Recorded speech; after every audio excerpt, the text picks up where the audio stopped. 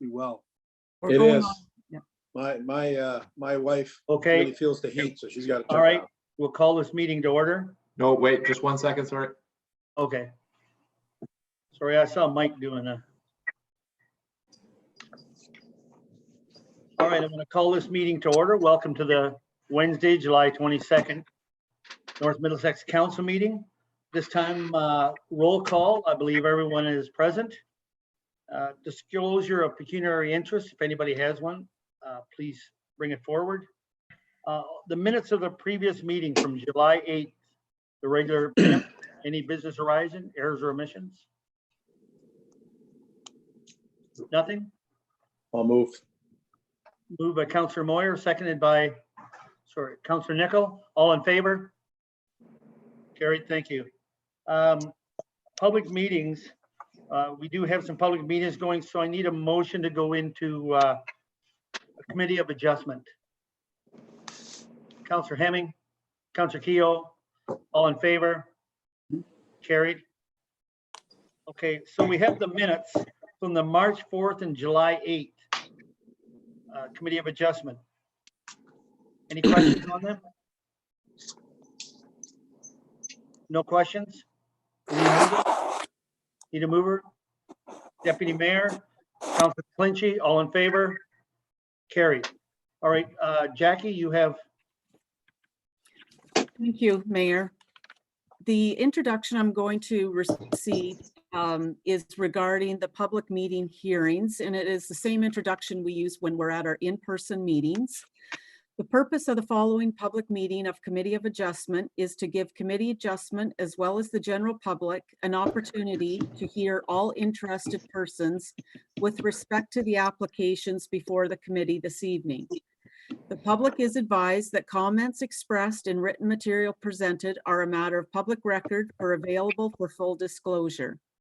If a person or public body files an appeal of a decision made this evening to the local appeal tribunal without having made a written submission to the committee, the tribunal may dismiss the appeal.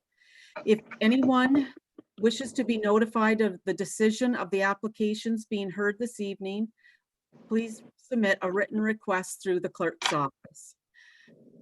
So to the members of public as well as council, this is the first time we have done a public meeting access for our planning applications. So I'm just gonna give a little bit of the overview of what's gonna proceed. So immediately following my introduction here, there's going to be a brief recess of 5 minutes. And what that is going to do is allow the applicant and the public access for the first hearing this evening. When we do go on to that recess, there's going to be a splash page or an information page that any members of the public wishing to make an oral submission for these hearings, there's going to be instructions on that page in order how to get access to this meeting. Council and staff will be muted during that time, and once the 5 minutes is over, then staff will then unmute and remove the splash page, and the public hearing will begin. Okay. Okay, muting.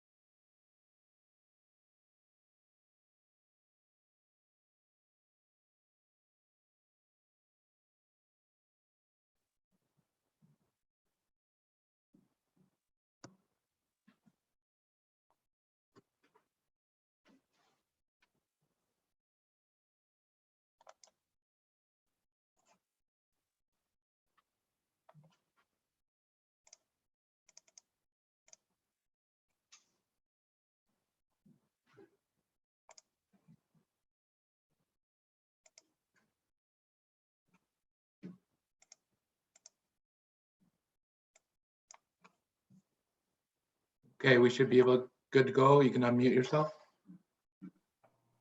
Okay, it looks like we're all set to go again. Do we have Dave and Tara Van Morsel with us? Yes? I'm just adding them in now. Okay, They should be good. okay. Can you hear us, Dave and Tara? Yep. Yep. Okay, Perfect. good. Okay, so the first item is application for consent to sever and ZBA for 30953 McLeish Road. Stephanie, would you like to begin? I would, yes, thank you. I'm just going to take a moment to share my screen with you so that you're able to see a map up in front of you.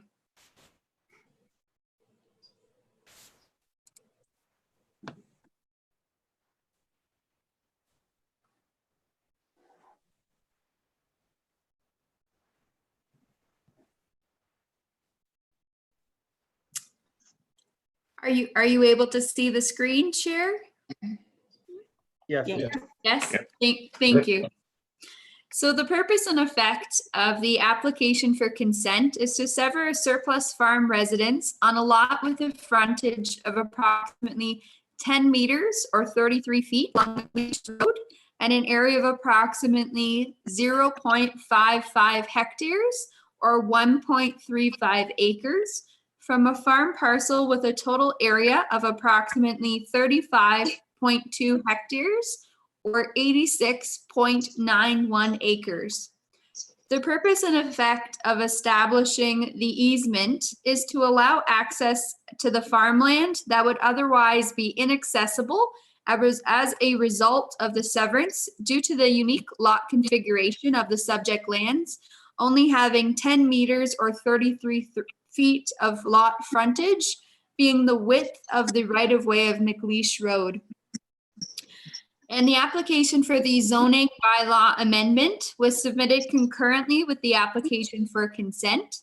The zoning bylaw amendment application seeks to rezone the lands proposed to be severed from the general agricultural A1 zone to the agricultural small holding exception 25, AG1-25 zone, to permit the residential use and recognize a deficient lot frontage.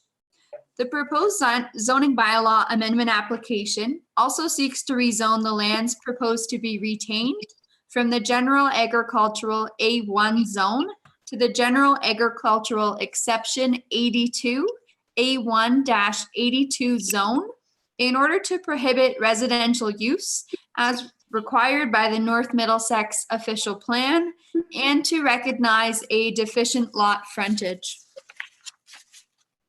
The lands proposed to be severed contain an existing single detached dwelling and a geothermal system. The lands proposed to be severed are serviced by municipal water and a privately owned individual septic system.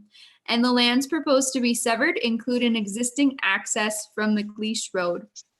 And the lands proposed to be retained contain agricultural land in crop production and are otherwise unserviced as they are used for agricultural purposes. The lands proposed to be retained will have access onto McLeish Road through an easement over the existing driveway on the severed lands. And majority of the lands proposed to be retained are regulated by the Asable Bayfield Conservation Authority. And surrounding land uses are predominantly agricultural in nature. The provincial policy statement, the county official plan, and the municipality's official plan generally permit lot creation in the agricultural areas to dispose of a dwelling surplus to a farming operation as a result of farm consolidation, subject to evaluation criteria. Staff are satisfied that a farm consolidation will be achieved and that the residents may be deemed surplus to the needs of the farming operation. As the applicants have provided supplementary information that demonstrates ownership of a number of farm holdings containing additional dwellings, and MPAC data has indicated that the existing dwelling was constructed circa 1997. The North Middlesex official plan indicates that the severed parcel should generally only be as large as necessary to accommodate the on-site water and sanitary disposal facilities, and shall generally be a maximum of 1 hectare or 2.5 acres in size. Staff note that the area of the lands proposed to be severed are 0.55 hectares or 1.35 acres in size, remaining consistent with the maximum size of 1 hectare or 2.5 acres and the minimum lot size requirement of 0.4 hectares or 1 acre for the AG1 zone. The proposed lands to be severed include the septic and geothermal systems. In reviewing the application, it was determined by staff that the municipal water connection is currently located on the lands proposed to be retained, and recommend that the service be relocated onto the severed lands, or that the east lot line abutting the driveway be relocated approximately 5 meters or 16 feet to the east to include the water service in the lands proposed to be severed. Staff note that the proposed easement located on a portion of the existing driveway on the lands proposed to be severed will allow the retained lands to have legal access and frontage. Staff are of the opinion that this is considered appropriate due to the unique configuration of the subject lands and being located at the end of a right-of-way of McLeish Road. Aside from the Asable River that is located along the rear lot line of the subject lands, the 10 meters or 33 feet frontage is the only point of access to the subject lands. Yes, I do. There we go. Subsequent to receiving the application, it was brought to staff's attention that the retained lands are proposed to be 34.65 hectares or 85.56 acres in size, whereas the required minimum lot area is 39 hectares or 100 acres. And so staff recommend that the proposed site-specific zoning also recognize the deficient lot size. Notice of the application has been circulated to agencies and property owners in accordance to the requirements of the Planning Act, and we have received the following agency comments. So from Hydro One does not have any comments or concerns with the proposal. Asable Bayfield Conservation Authority does not have any natural hazard or natural heritage concerns. Bell Canada has no concerns with the application. Enbridge Gas has no concerns with the application. And the North Middlesex Public Works Department has noted that the water service for the subject lands is currently located on the lands proposed to be retained and have recommended that the water service be relocated to the severed lands. And at the time of writing the subject report, no comments or concerns have been received from the public regarding this proposal. So it is recommended that the consent application be granted subject to the following conditions. Condition number 1, that certificate of consent under section 5342 of the Planning Act shall be given within 1 year of the date of the notice of decision. The request for the certificate of consent shall be accompanied by a written submission that details how each of the conditions of consent have been fulfilled. Condition number 2, that the taxes on the subject property are paid in full. Condition number 3, that the fee for the certificate of consent be paid in accordance with the municipality's fees and charges bylaw. Condition number 4, that a zoning bylaw amendment that appropriately rezones the retained and severed lands of consent B05-2020 be in full force and effect.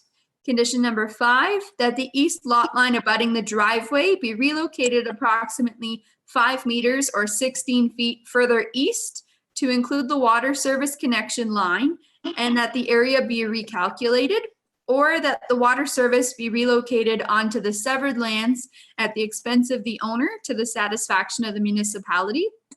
Condition number 6, that a plan of surveyor prepared by an Ontario land surveyor in a form suitable for registration be submitted to the municipality. Condition number 7, that verification of the septic location being wholly contained within the proposed severed lands be submitted to the municipality. Condition number 8, that a pump out inspection and evaluation of the septic system be completed to the satisfaction of the chief building official. And condition number 9, that the owner's solicitor submits an undertaking in a form satisfactory to the municipality to register an electronic transfer of title consistent with the consent decision. And further, that the zoning bylaw amendment application be approved. Thank you.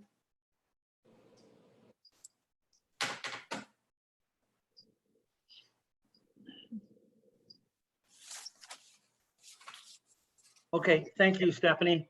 At this time, would the applicant, Dave or Tara, would you have anything you'd like to add to that?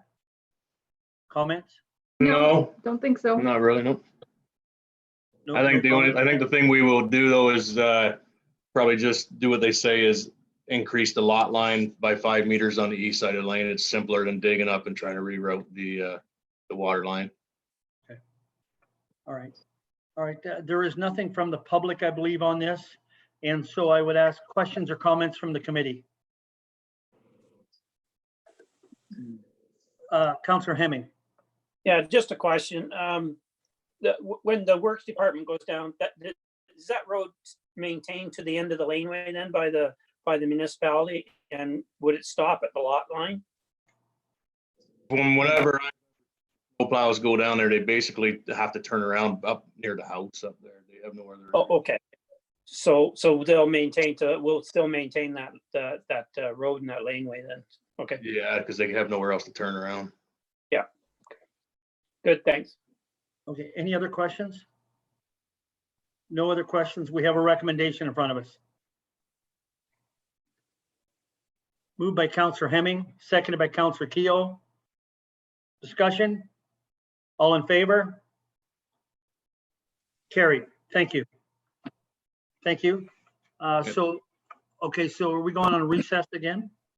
Yes. Is so that we'll- right? Wait for a second application? Okay.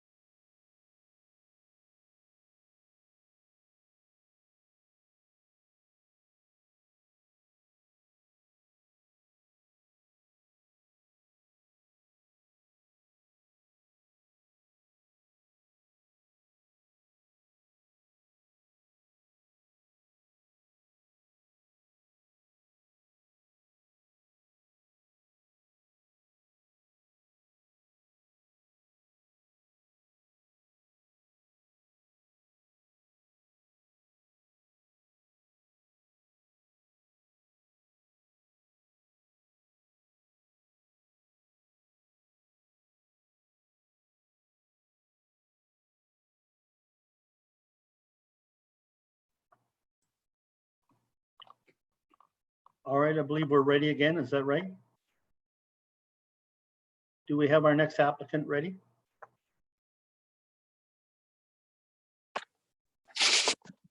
Okay.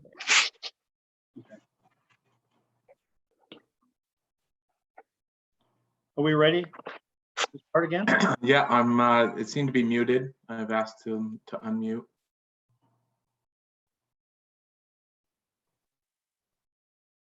Okay. So Kevin is with us? We're just waiting for him to He confirm, can't, right? oh, Are you there, Kevin? You can hear us now? Yes. Yep. Perfect. Perfect. All right.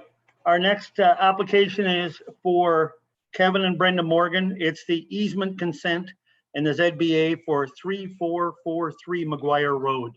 Stephanie. Thank you. And again, I'm just going to share my screen with you. Bear with me.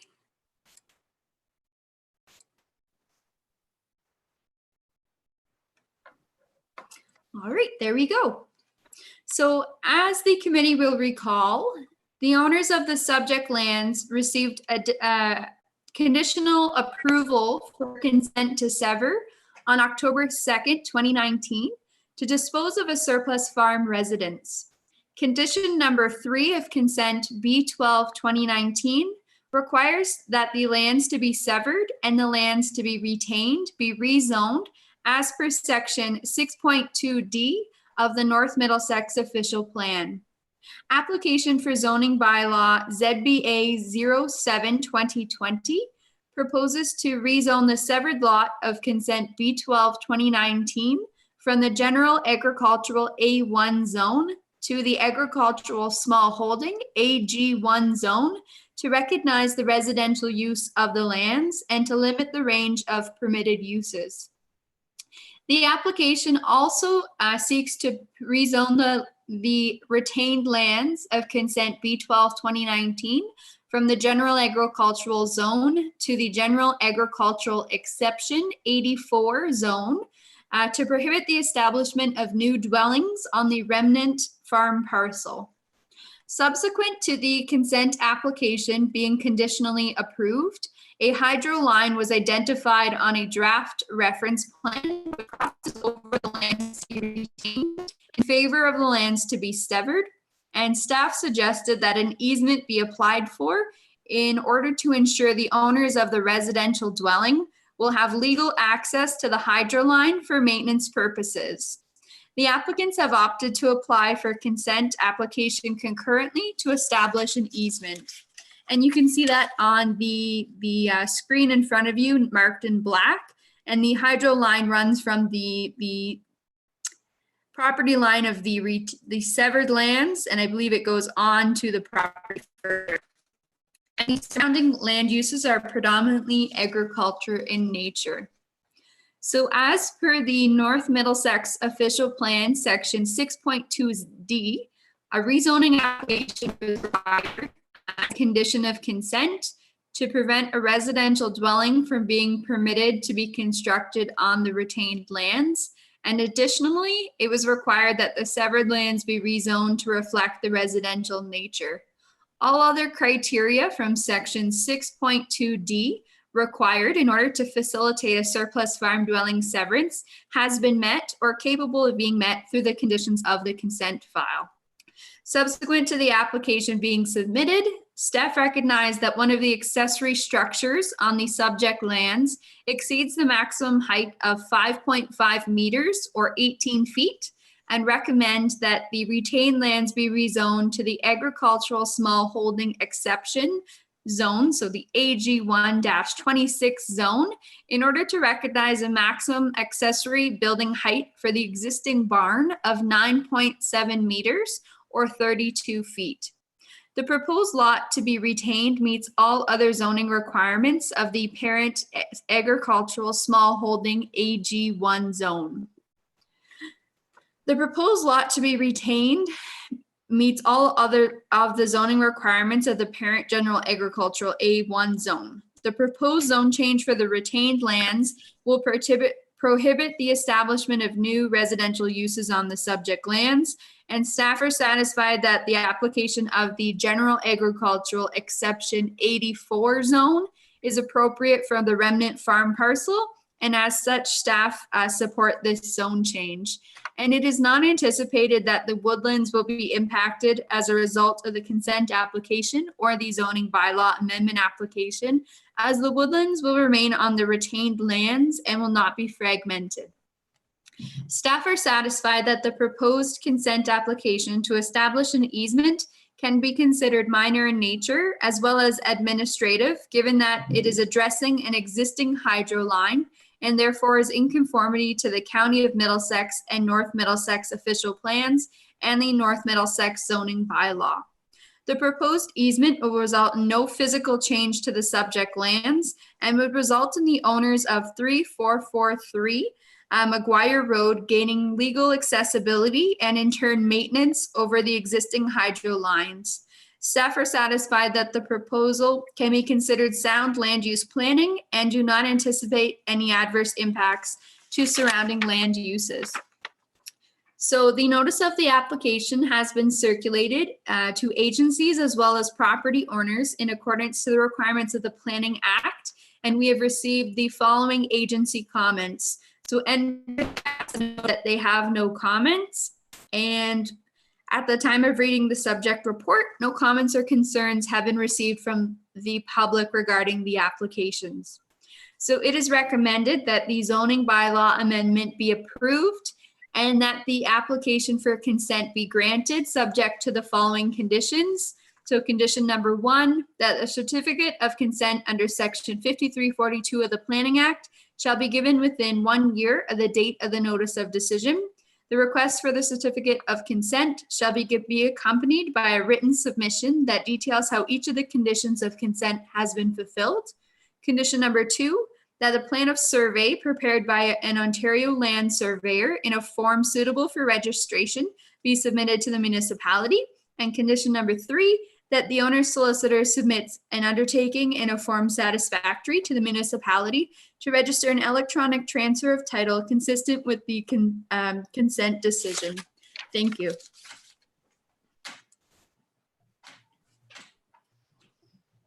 Thanks, Stephanie.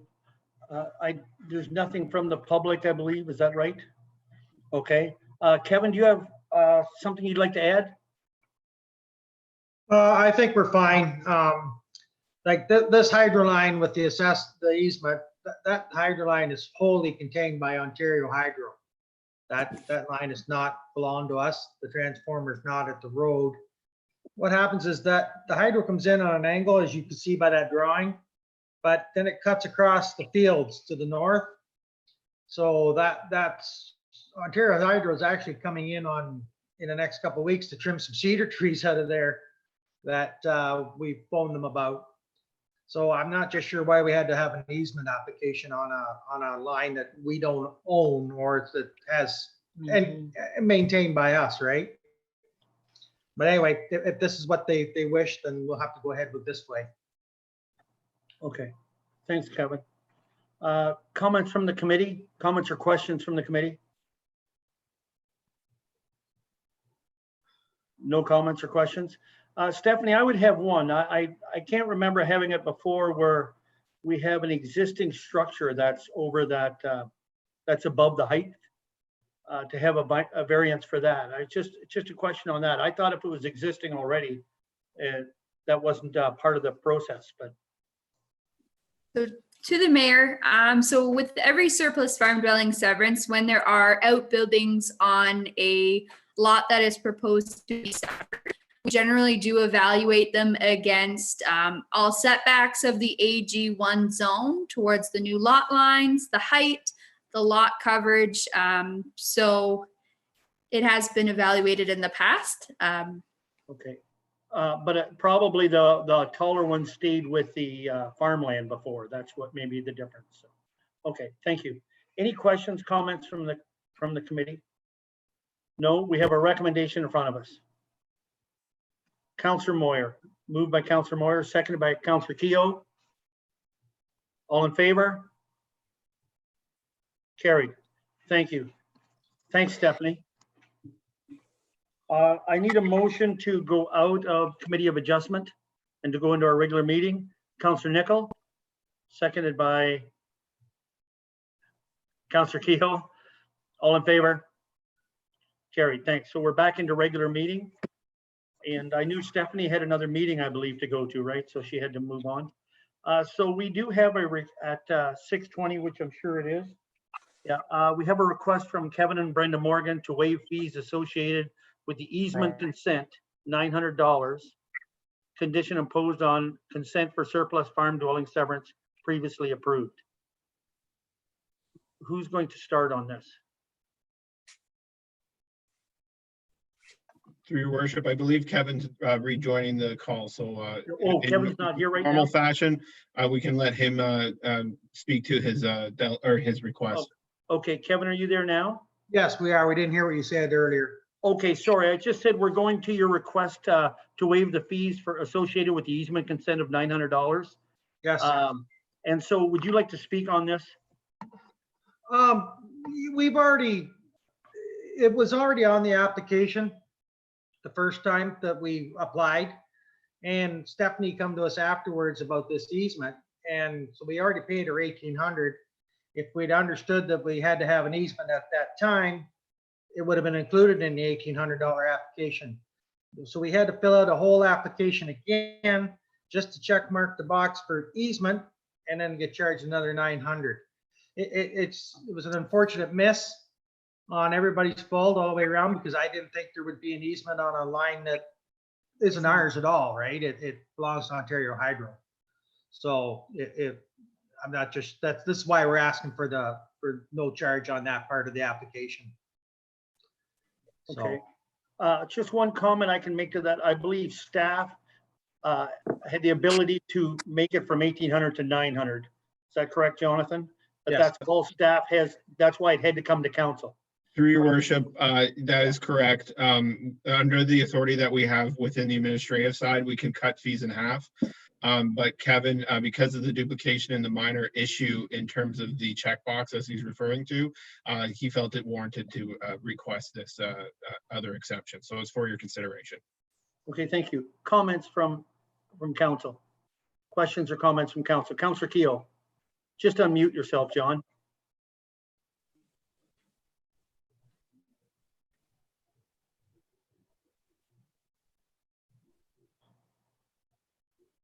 There you go.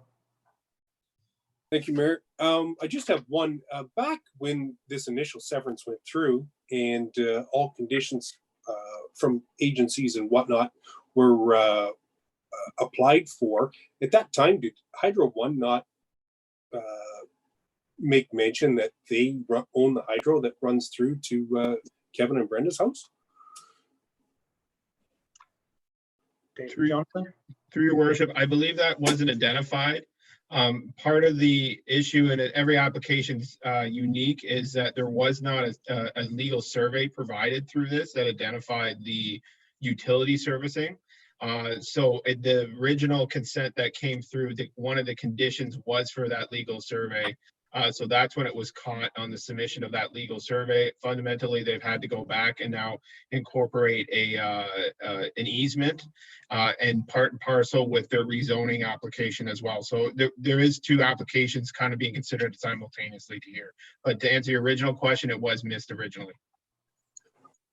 But I guess just to confirm the question that I've asked, at that time, Hydro had no issues with the severance? I'd have to check again, but I would imagine that they didn't. They usually don't comment on these files of this nature. They're small in their interpretation, but I would have to look back into that. Thank you. Okay, Councilor Moyer, did you have I believe you had your hand up. Unmute, Gord. Unmute. There. How's that? Yeah, was there a site visit from staff to the site? I believe not. There wasn't a site visit. But I'd have to check with Stephanie. She does typically do that. But again, it's all based off references from the survey that would have been submitted. But each file is unique, like I said, and that there was not a survey provided at the point of this application. It came after as a condition. Other questions on this?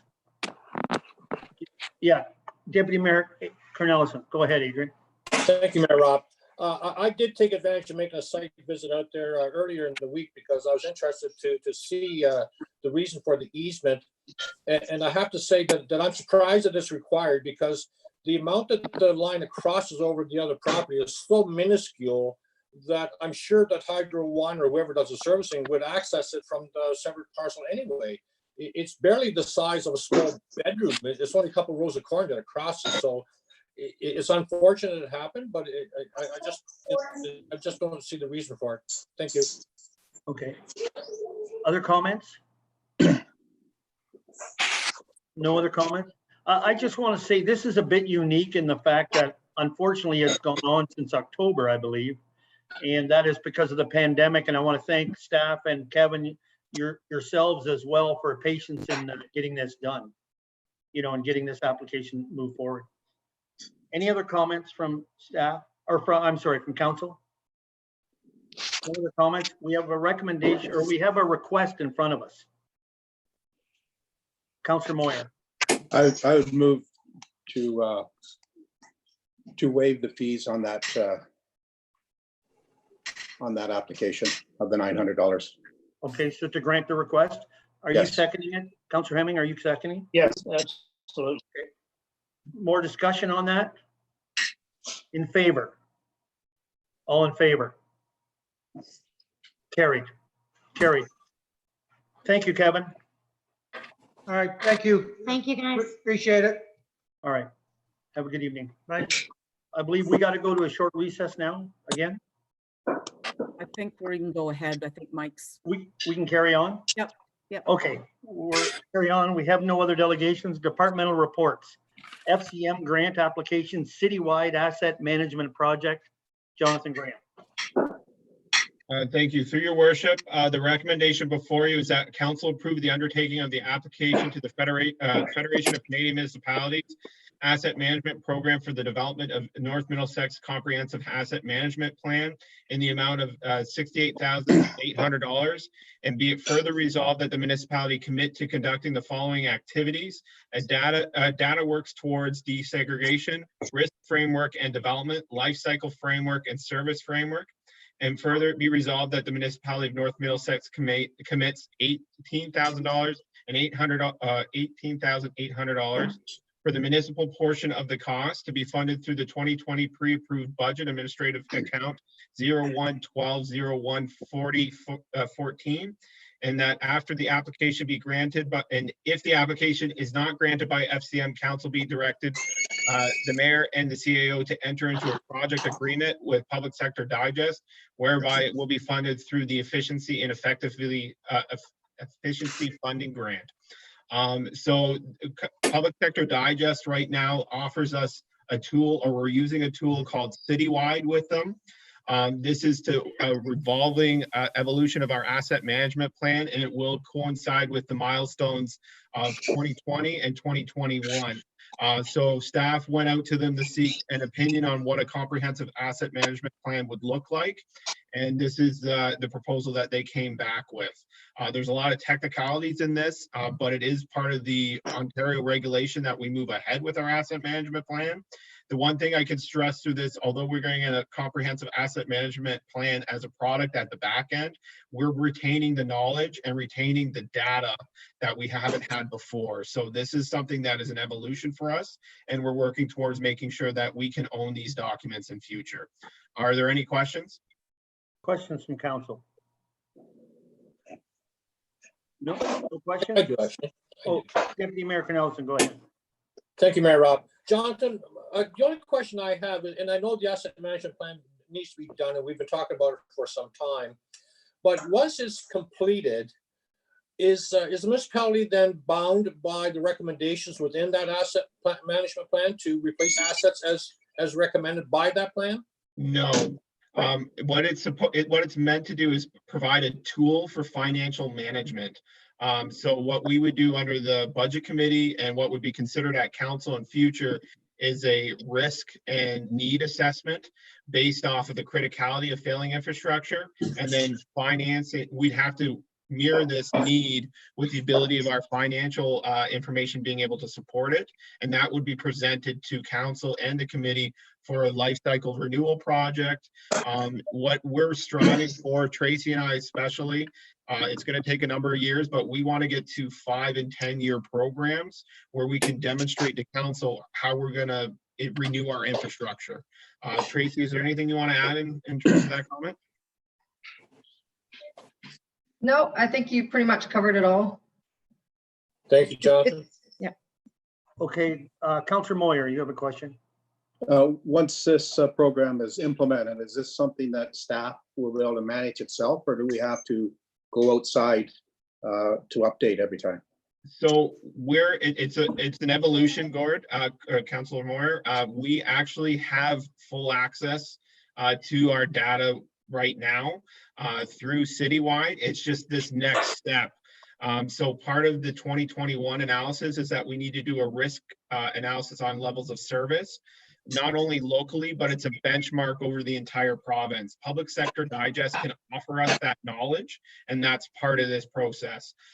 There'll be one more critical milestone before 2024 where we may have to go out, but it's my intention to make sure that if that does happen, it's very minuscule and that we can keep the data for ourselves. That's the biggest thing out of this whole situation, is that we don't want to farm out our data and have it locked and can't use it. We want to keep it so that we can fish on our own, as it would be. Okay.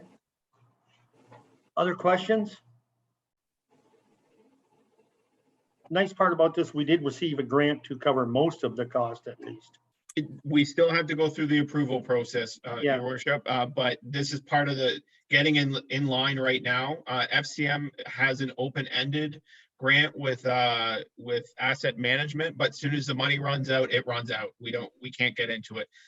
So that's why we want to get this application moving as quickly as possible. Right. Any other questions? We have a recommendation in front of us. No one's moved by Deputy Mayor. Seconder, Councillor Keogh. All in favor? Carried. Thank you. The next one is 2020 second quarter financial update report. And Tracy, you're with us. Yeah. Thank you, Your Worship.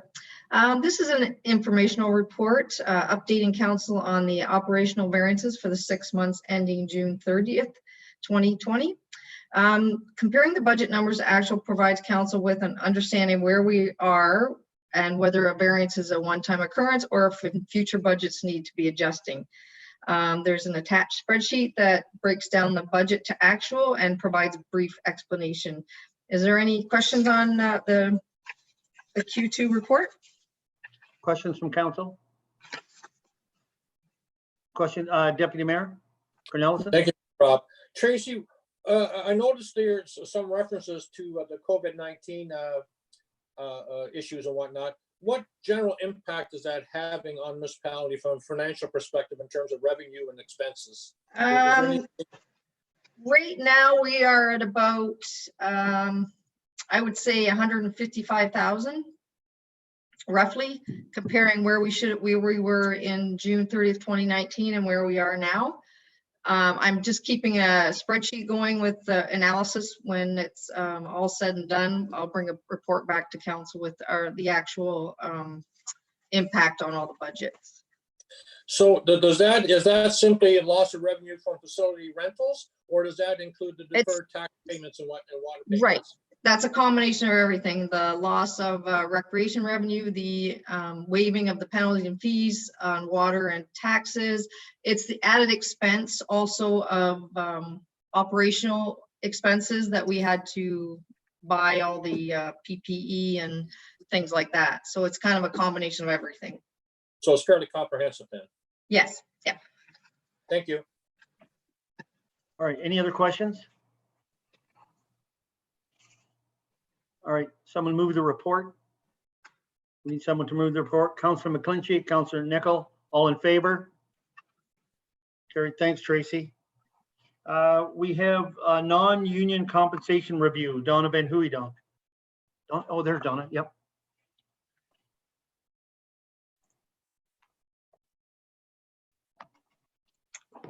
Hi, Mayor and members of council. The report before you is the next step in moving forward in awarding the contract for a compensation review for the non-unionized staff. In December of 2019, if you'll recall, council was provided information which highlighted the significant organizational changes that have occurred since the last review. At that time, council gave direction supporting a review in 2020. The intention was to initiate this process following the 2020 budget approval. However, it was delayed due to COVID-19. Moving forward with the process will ensure that a fair and balanced compensation review is undertaken and ensure that pay equity is still being maintained within these positions. 6 proposals were received by the deadline, ranging from $13,922 through to $25,535.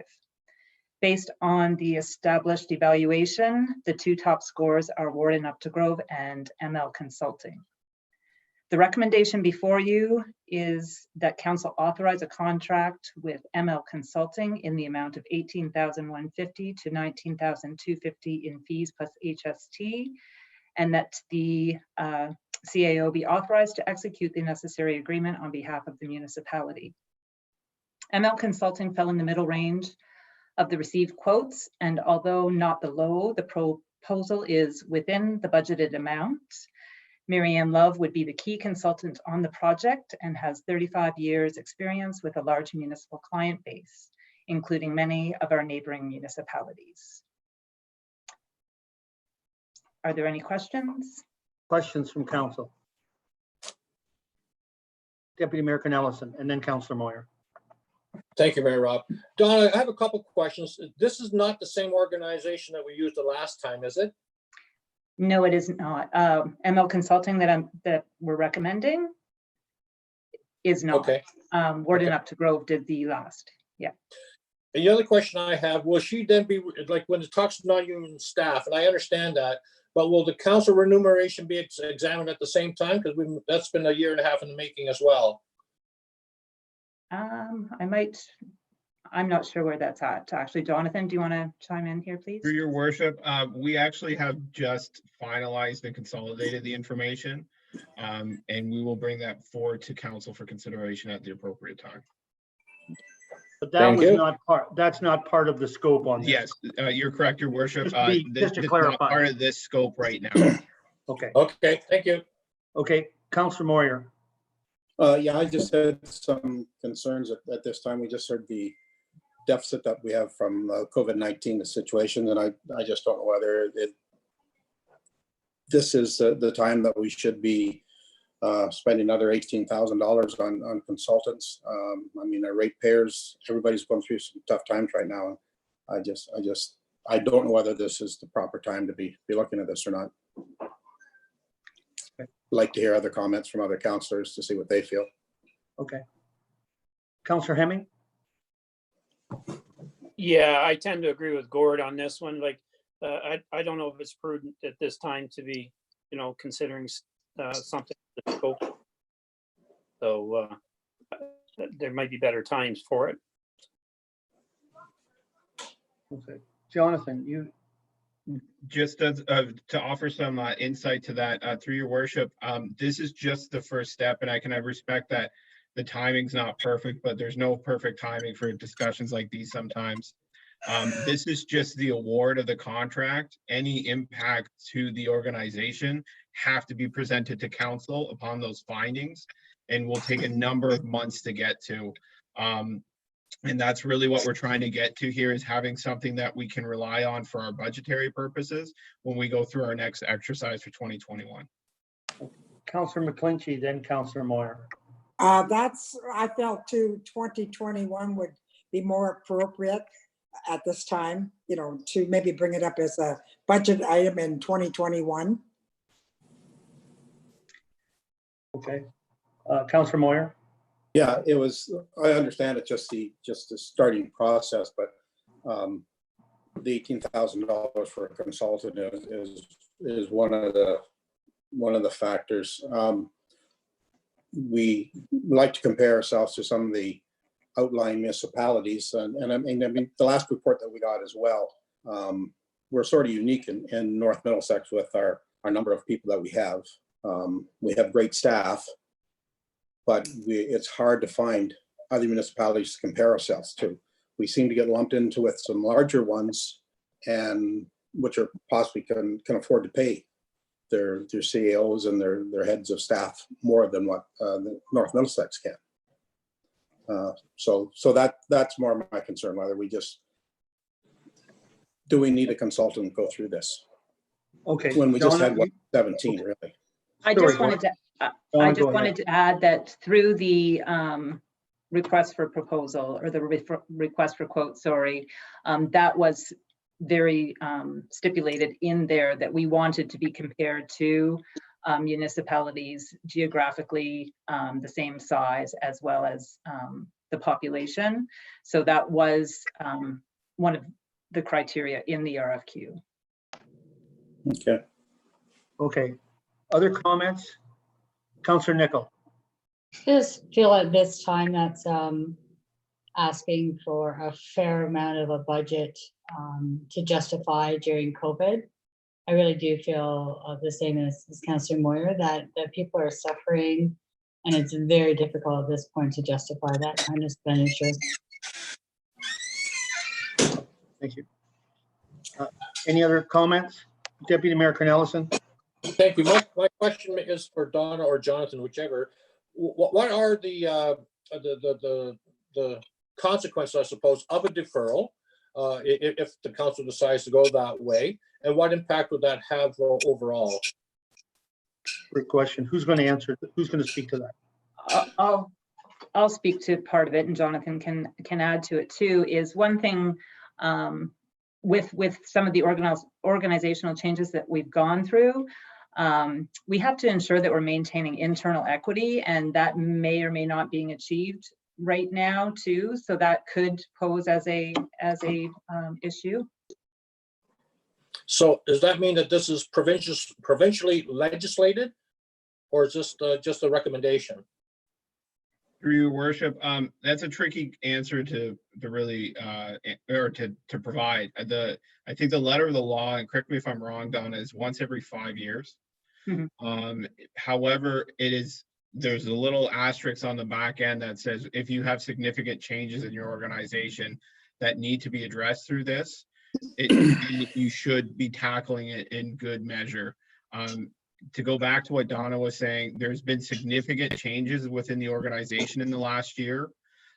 We've moved back towards a traditional model, and the current grid system that we have in place does not match the positions that we have here.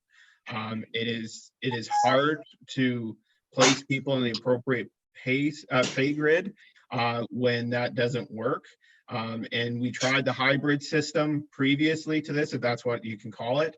And that did not work in our last transition, and it's trying to deal with the organization part and parcel with pay equity. So it's twofold. There's a chance here that everything will be status quo, and that will just fall in line to being able to manage appropriately and have the right grid. But we have to go through the exercise to be able to determine that. And again, that goes back to council. Thank you. Okay. Other comments? No other comments? Okay, you have a recommendation in front of you. What's council's wish? Councilor Keogh. Oh, you got to unmute, John.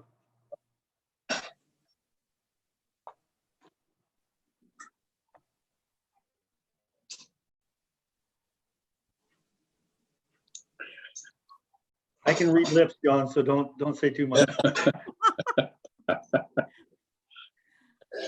Can you help him, Mike? No, I can. There you Oh, go. there he goes. There you go, John. Yes, I moved to maybe defer this till better times. There just seems to be an awful lot of uncertainty, and we have things just haven't been as prosperous as everyone would like them to be. So I move to recommend that this be moved till next year. So your motion is to defer this Yes. for Yes. 2020? Okay, we need a seconder for that. Councillor McClinchy. Discussion on that? Any more discussion on that? Deputy Mayor, go ahead. Yeah, And then my Jack. question- Okay, thank you. My question would be that, given that there's been an RFP put out, would that have to be resubmitted again, or if we defer it, or what's the process, or would it be held, or could it be scheduled for that time, or what is the status of that? Go ahead, Jonathan. Through your worship, typically an RFP with costing associated with it has a period of anywhere from 30 to 60 days. Okay. So if this is deferred to next year, this will probably cost us more. Okay, thank you. Jackie, you would, yeah, go ahead, Jackie. Thank you, your worship. I just want to be clear, is the motion to move it to 2021 budget considerations? Yes. Councillor Keel? Yes. Okay, I have a question on this. Was this this was approved on our 2020 budget? This was an approved item, correct? Tracy? Yeah, okay. Okay, any other discussion on, oh, Jonathan, go ahead. Through your worship, the reason why you're seeing this ahead of you today is obviously staff recognize that this is not the ideal time, but we thought it was relative that it be presented to you. It also is addressing a recommendation previously from 2019 that this come to you before being awarded. Our procurement policy is if it's under 25,000 and it's been budgeted, we don't have to bring it towards you, but we felt it was warranted. Good call, good call. Yeah. Other comments? Okay, we have a motion in front of us. I do agree that I believe if we delay this, it probably will cost us more money. But, and there is some need of it because of the change in our organization, quite a bit of change. And that's why it was brought forward. Appreciate all the work that's been done. Don has put a lot of work into it. But we have a motion in front of us to defer this for the 2021 budget process, correct? That's the motion? Okay, all in favor? All in favor? So our hands up, 1, 2, 3, 4, 5. Opposed? It is carried. That motion's carried. All right. Park Hill Fair bleacher request update. That's Brandon, but who's going to do that? I don't see Brandon here. Okay, Mike. Oh, I lost my. There. Okay, go ahead, Mike. Through the mayor to members of council, very straightforward report. Normally we wouldn't bring such operational matters before council, but this has been on a deferred item list because I think the Park Hill Agricultural Society has been to the Community Development Fund a number of times with this same request. And so finally we've dealt with it. We've reached out to the Park Hill Ag Society and their president, Brian Strick, and or chair, sorry. And we've worked out internally how to deal with it. It's just shuffling around, and we've committed to moving some bleachers for them for their fair. It just doesn't seem warranted, the purchase price of these, but the issue they were having is that it is costly to rent them year over year. It does add up for their small budget. So we're going to accommodate it in-house, and staff has committed to moving bleachers from Elsa Craig. So pretty simple. So the information or the report is just to receive. Thank you. If there are any questions, I'd be happy to answer. Any questions on it? No, I don't think, do we need a motion on that? We do still have a motion to further report. Councillor McClinchy, Councillor Nickel, all in favor? Carried. Thank you for that. Passing of accounts. From June 27th to July 15th in the amount of $413,675.02. Tracy. Thank you, Your Worship. We are recommending the bills and accounts amounting to $413,605.02 be approved for payment. Is there any questions on the accounts payable? Questions from council? Councillor McClinchy. Do you want the check number or you do want the invoice number? 8105 to Earl Ross for 10,000 so many dollars for aluminum. Is that aluminum water wagon is what I, Yes, that's the downtown watering wagon, for, Park Hill. Park Hill. is that for the, is that for, to be operated by one person or is that the one to go on? So Go I'll ahead. speak to that. Go ahead, Through- Mike. through- Yep, yep. through Mike, the mayor. Mike can speak to that. Yeah. It was intended for just one. I think the Horticultural Society got into a little bit of the middle of it when it was being built, and they did add a platform for 2 people, if they so wish. But it can be operated by 1 or 2. So I know one of our staff members does help out the Horticultural Society, and he is doing it by himself. So that's how it's been designed. Okay, so this wagon is built already now or being Yes. built? It's built? Yes. When is it going to be in operation? It has been in an operation. They had a little hiccup that they're fixing up right now. Okay. Okay, thank you. Any other questions on accounts? Deputy Mayor? Thank you, Mayor Rob. My question is for the Township of Adelaide Metcalf for the Joint Shared Building Services is in the amount of 33,500. Is that just an installment on what the cost will be, or is that some other amount that I'm not clear on? Jonathan, you're going to speak to that? Through the worship, or through your worship, it's I would call it's a startup or a kickoff fee, dealing with some transitional pieces. So we'll be rolling into a little bit more as we gradually step into this. Not more cost. I think this is probably going to be the highest one because it's a little backlogged. And as the person becomes is employed and provides services, will we be paying Adelaide Metcalf in installments, or will it just be weekly or bi-weekly or monthly, or how will that work? What will that look like?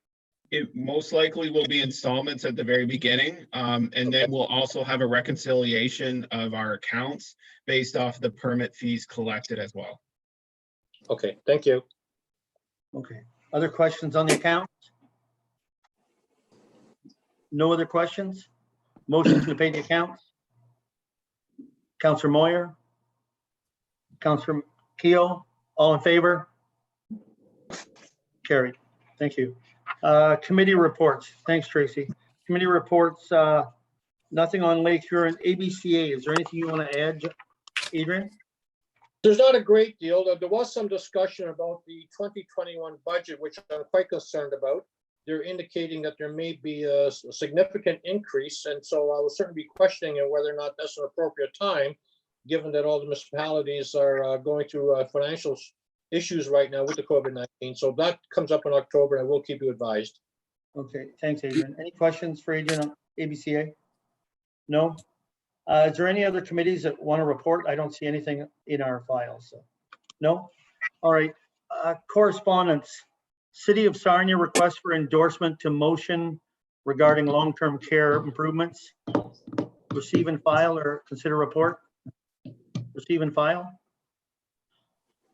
Township of Perth South letter to Agricorp regarding the farm property class tax rate program. Receive and file. I'd like to, Councilor Keel, yeah. like to support that. Okay, so they're not actually asking for support. They're not on asking, it, okay. Are they? Jackie, that's what it's saying, right? No, I think it's just more meant for an FYI. Okay. At this point. Okay, thank you. And if you're interested, Councilor Keel, if you want to send something like that, we can send a letter if you want to do that. We don't have to support. Like that's something that you would, if you want to through a motion. Okay. That type of thing at any time. That's okay. All right. Thank you. Tracy, did you have something? Yeah, I just wanted to say that it's kind of a problem for every municipality. We've actually kind of drafted up a letter that we're going to start to try and send to all the people that are buying farms to tell them what they have to do to get into change their status back to farm, because it really hurts the budget process if we bring them on as residential and then we get all the write-offs to bring them back to. And it's quite a crunch for when they're buying the farm. That's quite Yeah. a hit. Yeah. For sure. So we're forming a letter for that. We're doing that now? Yeah, Michelle and I are working on drafting a letter that we will Okay. send to residents to tell them what they have to do, to make sure they get their assessment back to farm before it affects our return roll. So, Okay. Would that do what you're looking for, Councillor Keough? Yes, it would. Yeah, Okay. it would just actually bring some clarification to it. mhm. Perfect. All right. Town of Renfrew, request for endorsement to motion regarding fast tracking the review of the ICIP grant applications. Receive or consider support. Receive and file. Township of Pushlage, request for endorsement to motion requesting MPAC to address the assessment issue related to aggregate resource properties. Receive and file. We don't have too much aggregate here, but receive and file.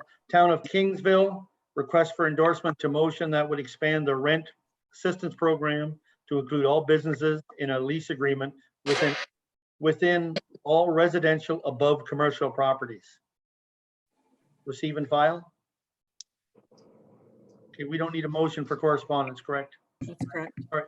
Other and urgent business. Extension to October 31st, 2020 of agreement for Main Street Revitalization Grant. TJ, who's going to do that? I am. Thank you, Your Worship. On April 4th, 2018, the municipality signed an agreement with AMO for the purpose of receiving an Ontario Main Street Revitalization Grant. The amount was $43,265. This was an initiative to help upgrade main streets and help small businesses in the small rural areas. The projects were to be completed by March 31st, 2020. So we have asked for an extension, and staff is also recommending that the grant be used to fund the Leisure Club parking lot hard surfacing that was done with the 2018 capital program. And that will fit into the grant stream, and it will allow us to get our reporting done before October 31st when the next extension runs out. And then the total, the 43,000 will just be funded back to our capital reserve. Okay. Any questions on that? No questions? We have a recommendation. Deputy Mayor Ellison, seconded. Councillor Nickel, all in favor? Carried. Thank you. So the next item is the draft amending bylaw for procedural bylaw, verbal update from Jackie for the electronic meetings. Thank you, Your Worship. You'll see under your bylaw listings that there is a bylaw to amend the procedural bylaw with another schedule, and this is dealing with the Drainage Act meetings. So it's of a similar process and protocol that we did with adding an appendix for our public meeting process during electronic meetings. This is in a similar fashion. It has been vetted through the county legal department on behalf of the municipality to ensure we're meeting the requirements under that act, should we have to proceed under that. At this point, we have not had anything come forward that has had to go through electronic, but it's just getting this in place should something happen down the line. Any questions on that? Any questions on it? No questions? Looking for a motion. Yep. Your No, you Worship, don't need it? no, we'll do under bylaws, then they can do the readings then. Okay, sorry, I'm getting some feedback on mine, so. All right, we'll do it on bylaws. All right, the last item I have right now is the discussion on the potential for the masking in all indoor and public spaces related to COVID-19. Okay, Jonathan, go ahead. Through your worship, it's been a pretty fascinating and crazy couple of days with this provision coming through, or this instruction coming through the Middlesex London Health Unit. So I'm just going to go through some quick facts on how we got here and why we're here, and then highlight some major components to the bylaw that's been presented before you. So as of July 7th, 2020, the Middlesex London Health Unit ordered masks to be worn at personal care businesses, taxis, ride shares, and transit systems. What was presented or what was pushed out on July 17th, last Friday, was instructions from Dr. Mackey to enact a bylaw regionally within each lower tier municipality to go one step further in providing or mandating masks in public, in public non-open spaces, so in confined space, not confined spaces, but within the municipal building, so on and so forth. So that's how we ended up here today. So some of the highlights within the bylaw that's been presented is that the use of the use of masks from the health unit, that kids under the age of 2 do not have to wear masks. And that kids under 12 do not also have to wear masks. So children or adolescents above the age of 12 would have to wear masks. We do have a suggested fine of $500, but staff are taking a very educational approach to this. Most businesses around the community are now adopting mask policies just locally on their own, or from their corporate headquarters it's coming down. We're still going to take the position that education has to be first through this process, and that the bylaw will remain in effect until December 31st and can be reassessed or extended if necessary throughout that time. So in a number of months, let's say, Dr. Mackey comes back and says that that second wave hasn't come, and he suggests that we lift the bylaw, we can revisit this and revoke it. Or we do have a lapsing date of December 31st to revisit this at the very least. I'm going to pass this over to the clerk so that she can highlight some of the provisions that will affect businesses and how they affect business. Okay, Jackie, go ahead. Thank you.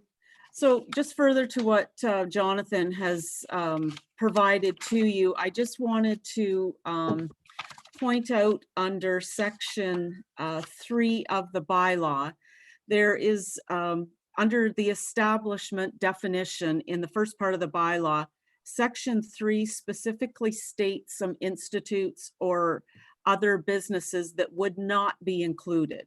So under section 3, for instance, under daycare, schools, medical buildings, buildings owned by different levels of a government, school transportation, this bylaw would not pertain to that. They're under a separate jurisdiction. They would be getting guidelines and regulations through different policy.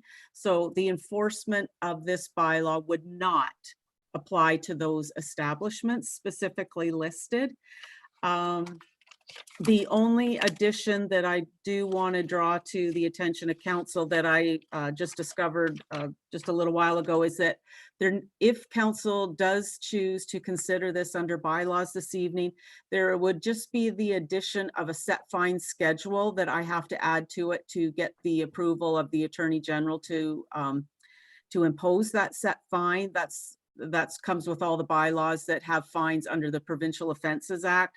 So I do apologize for not having that included, but that would be the only addition that at this point, that if council did choose to consider it this evening, that would add, and all it's doing is just pointing out the fine under the specific section on a separate schedule. So just before I turn it to council, if I may, this has been a very active since Friday, as Jonathan has said. There's been a lot of back and forth on this. He's talked on the staff side, and a lot of our staff have talked to other municipalities, other communities, and I've talked on the political side to them. As most of you know, I'm sure people know, London has already passed it. Strathroy passed it on Monday. Middlesex Center passed it this afternoon.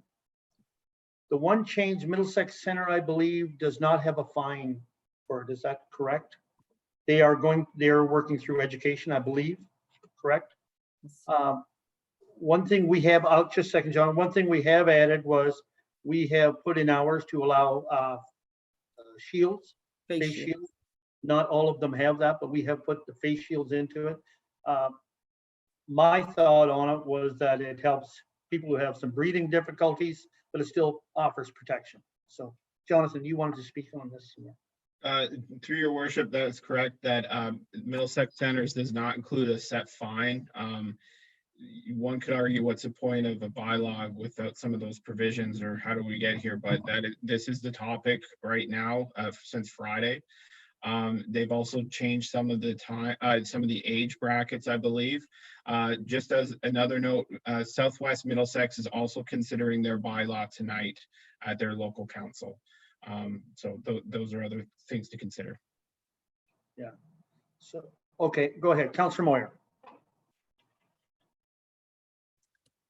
Mute. Oh, you're muted. You're muted, Gord. You're muted. Okay. Who would be responsible for enforcing that? And would any of the shop owners, would they have any responsibility in that case as well? Jackie, you're going to speak to that?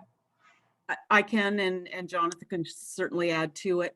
The bylaw specifically has appointing that your bylaw enforcement would be enforcement, as well as the OPP. Okay. That's just through your worship. That's the difference between the July 7th order from the Middlesex London Health Unit, where they would be able to enforce certain components of that. Whereas of July 17th, what was considered on Friday was instructions. So it wasn't an order. I know there's been some intertwining with that language in the media and some confusion, but this would put the authority to the municipality to enforce. Councillor McClinchy and then Councillor Nickel. For a business owner, even though they have a limit of 5 people coming in the store and they have a mask must be worn. And if you get customers that come in the store that refuse to wear a mask, how do you deal in that situation when it's supposed to be mandatory? It's passed by bylaw. Is it our position to report it to the bylaw officer or the police, or how does that work? Or is it going to work? Without having a big, you know, somebody starts screaming and swearing at you, stuff like, how do you deal with something like that? Who wants to? That is a tough one. Jackie, would you like to speak on that? Exactly, and that is the tricky part, because of the enforcement is going to be likely after the fact, as with what's happened with the social distancing through the pandemic. We have a COVID email set up, but as we know, I mean, small municipalities such as ours have limited resources. We have part-time enforcement. So you do the best you can with that enforcement, and that there will be many times when it may be visiting businesses after the fact. I don't think it's going to be realistic to think that bylaw will be able to address an incident in a place of business. Again, you hope with the public education that is out there now, and this is global. So the business owners, they are going to be provided signage. So if the bylaw is passed this evening, staff would be working with the businesses to make them aware of the bylaw, to provide the draft signage that's within your bylaw that speaks to the face coverings. And you know, again, people, if you're limited on the question you can ask someone, are they aware that this is mandatory in this store? And maybe a lot of people might not be. So the business may want to have some disposable masks on hand to offer to somebody, or that type of thing. And there could be the occasion that somebody is going to say that for a medical reason, they don't have to stipulate what the medical reason is. That cannot be asked. So it is going to be tricky. It is difficult. It is going to, the businesses will be very much involved in the enforcement in their store of this, because it is their place of business. So, but at no time are we going to recommend that a business has an altercation with someone coming in. I mean, absolutely not. Yeah, like we're not going to. Doreen, you had a follow up to that? A lot of the times, in my case, we're right on Main Street. We get we get a lot of people from Toronto, London, Mississauga, like, you know, all over the place. And a lot of them have no idea, or maybe they do, but they just think they can come in with no mask and do their own thing. But that's my kind of concern. And some people can be very unpleasant at times. So it's just kind of it kind of puts a business owner in a tough position. You know, are you? And there are businesses in North Middlesex who already have put up masks must be worn before the bylaws even gone through. Well, I have one hanging right in the door, so if they can't see that, I'm not sure. Yeah. You know. Councillor Nicol, you had comments? Yes, I was wondering, Mayor, you had mentioned a face mask. I was wondering if you could elaborate on that, whether you're expecting them to wear both the regular surgical mask with a face mask over that, or? The bylaw says or, but I believe, but Jackie, would you like to speak on that one? Go ahead. So there is a definition of face covering on the 3rd page of your bylaws. So a face covering, and I can read the definition for council's benefit if you like. So means a mask or face covering, including a bandana or scarf, construction of cloth, linen, or other similar fabric that fits securely to the head and is large enough to completely and comfortably cover the mouth, nose, and chin without gaping. A face covering may include, but is not required to be, a medical mask such as a surgical mask or N95, but can be a face shield or other similar masks worn by healthcare workers. That definition has basically come from through the health unit in the City of London that have collaborated on that City of London bylaw. So we took the definitions from that, which had been vetted legally as well. Okay, that's much better. Thank you. I honestly believe that throughout the county of Middlesex, including the City of London, that consistency is going to be extremely important, and that it helps with confusion for people if they know that they're expected to wear it throughout the entire county, including the City of London. It makes it so much easier for the business owners to be able to say to them, we're sorry, you need a mask. I think that the general public understands that as long as it's consistent. And I think that, again, you're very right in saying education before fines, absolutely. Because there will be some people that still need that education. I mean, I witnessed that on the weekend when I was out shopping, both here in town and outside of town. Education is still needed. But I do believe that with education, it shouldn't be too difficult for our businesses to get people to wear them. Okay, other comments? Okay, Councillor Hemming? Yeah, just through my experience out at the shop there, the customers are coming and going. They're actually, it's almost like they've taken it from Strathroy's motto since that day. It's been quite just a flip that they just come in with a mask automatically, or they have it on and they ask if we want them to put it up or not. Now we have to say yeah. And that's, like, I agree with Joan, the consistency, it's a big thing, but it's the least they can do, you know, to help end the situation. So I'm in favor of it for sure. And most people are pretty good with it. So I think it's okay. I think a very good point made, being consistent. Just on a note, I believe Luke and Badolf is having a special meeting tomorrow for this very issue. Is that right? I think, Jonathan, right? Tomorrow for Luke and Badolf? I'm not too sure, through your worship. I have talked to other local CAOs. We had the benefit of our council being scheduled in advance to have this discussion. Luke and Badolf and Thames Center would have to call special meetings in similar fashion to Middlesex Center. But I would imagine that if there's a consistency, we keep going back to that. And we don't really want to have a municipality left behind or outlying without some sort of plan ahead. So I would imagine they would be meeting shortly. That's what I understand. They have a special meeting. But that consistency is the good point. It basically is, once Strathroy, Middlesex Center, it makes it very tough not to. There will be people who aren't happy. I have heard from people already saying don't do it. but I've also heard from people who said, yeah, we have to do it. So I've heard from both sides. We're going to make some people unhappy, I think, doing this or not doing it. But we do have a number of businesses who already have wear your masks. Other comments from council? Councilor Moyer? And then No. Oh, sorry, Councilor Keough. You're waving to family, I can tell. Right, yeah. Go ahead, John. Thank you, Mr. Mayor.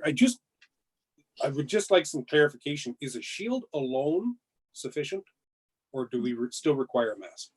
We are saying in our bylaw, correct, that a shield alone would be sufficient. Yes. Okay, thank you. That's how our bylaw is stated. Okay, thanks. Councilor Moyer. Yeah, just to reinforce that, I had been in some shops in London and in Strathroy, and some of the employees, they were just wearing the shield, not the face mask.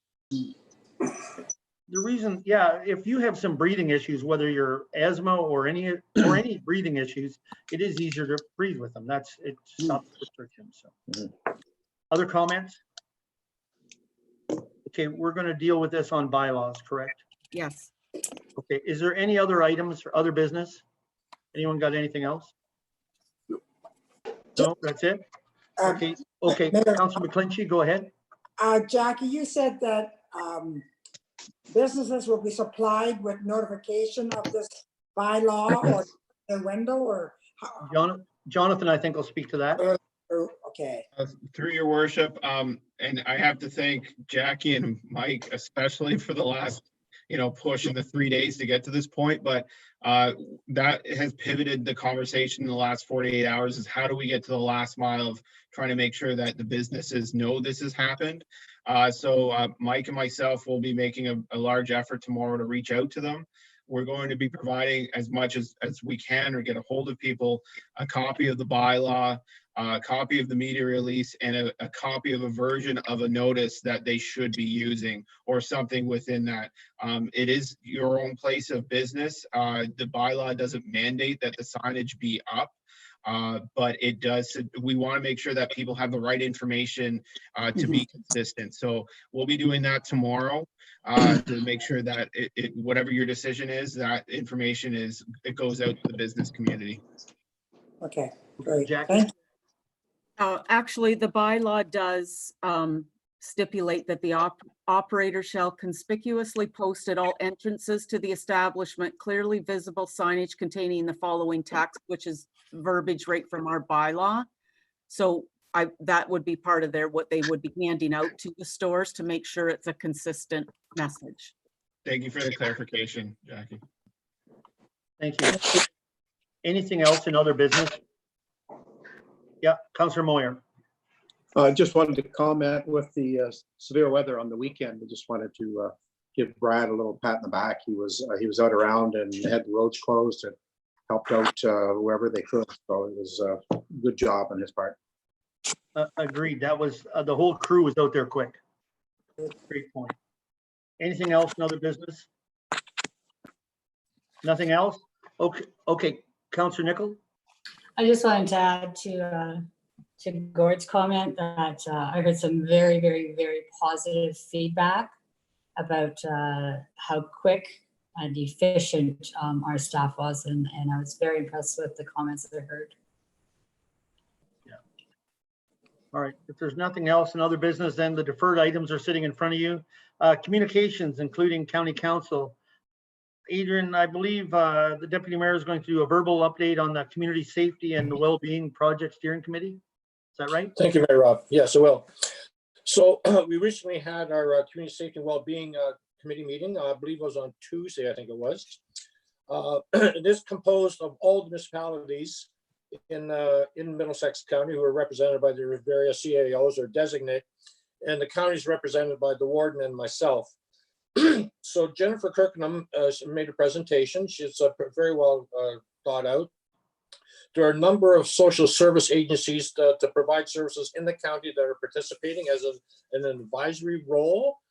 Is pretty detailed and comprehensive. I do have a list here that I can forward on to all members of council if you wish, and staff if you wish to see it.